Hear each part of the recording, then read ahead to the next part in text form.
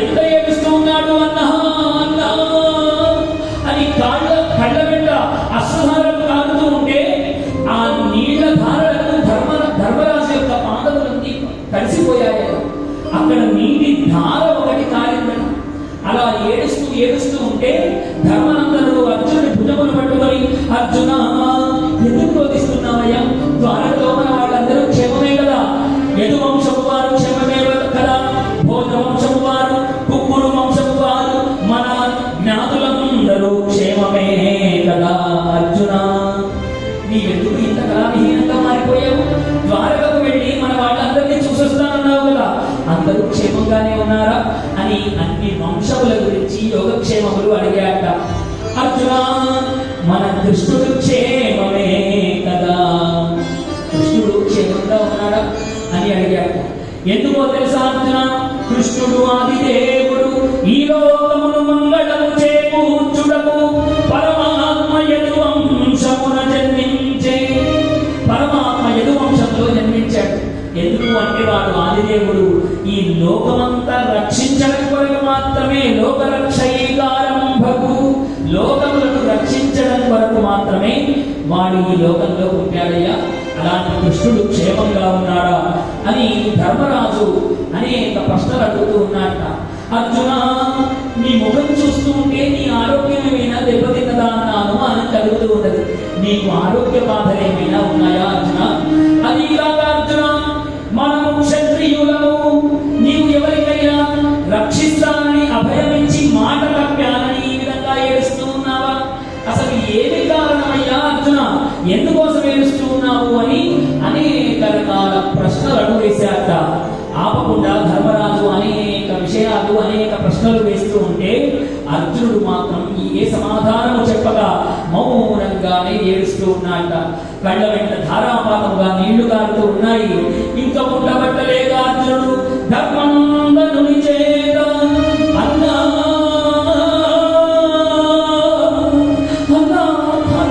ధర్మనందన మహారాజా, నేను కృష్ణుని వదిలి ఒక్క క్షణం కూడా ఉండలేను కదా, ఆ కృష్ణుని వదిలి ఒక్క క్షణం కూడా ఉండలేదు కదా.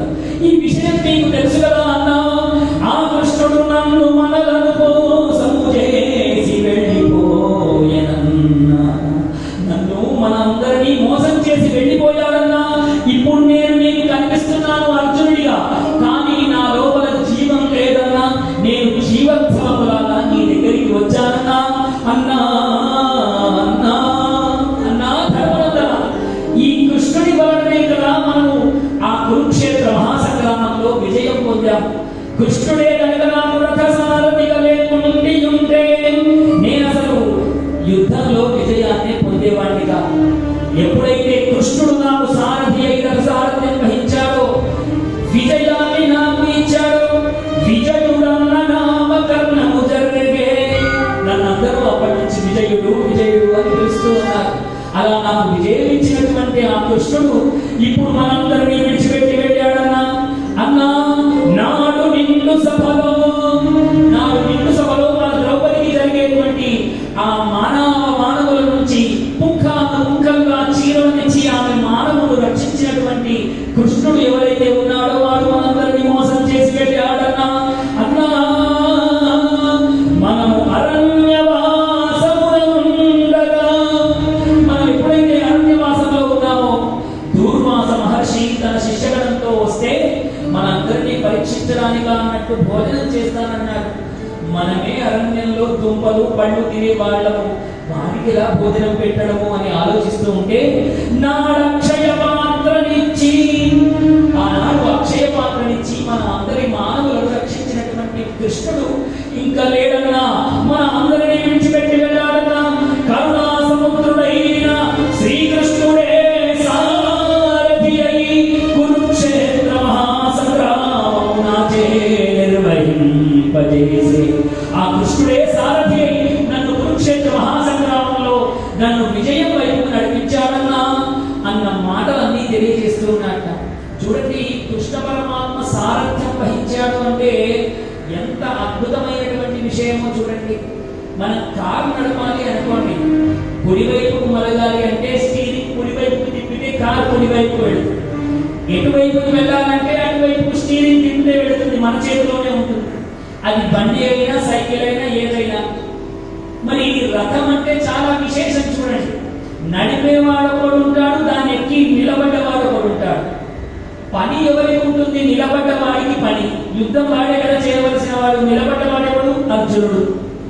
ఇటువైపు నుంచి బాణాలు వస్తే రథం ఇటువైపుకు వెళ్ళాలని అర్జునుడికి తెలుసు.